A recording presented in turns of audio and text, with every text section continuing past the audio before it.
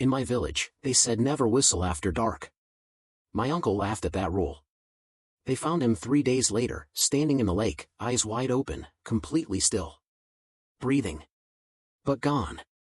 My uncle Chukwamika was the kind of man who feared nothing and respected no warning. He was a fisherman on Oguta Lake, the same lake our people have whispered about for generations. The lake with two colors. One side dark green. One side light. They never mix.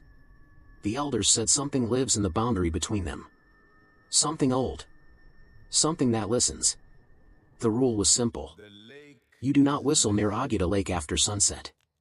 Not because it is rude, but because something whistles back. Chukwamika called it superstition. City education had made him bold with things he did not understand. One Thursday evening in dry season, he went out alone for a late catch. My aunt begged him. He laughed. He took his boat, his net, and his cigarettes, and he disappeared into the water as the sun dropped behind the trees. At midnight, his boat returned. Empty. Not capsized. Not damaged. The net was folded neatly. His cigarettes untouched. The engine still running. The whole village searched for 3 days. On the third morning, a child fetching water saw him. He was standing waist-deep in the lake, exactly on the boundary line where the dark water meets the light. Standing straight. Eyes open. Mouth slightly parted. Alive. They pulled him out screaming, not because he fought them, but because he would not move on his own. His legs were stiff as wood. His eyes tracked nothing. He breathed slowly, like a man deep in sleep. He never spoke again. For 11 years until he died, Chukwamika sat in a chair by the window. Breathing. Blinking.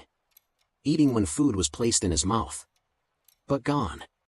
My father said the whistler had answered him that night.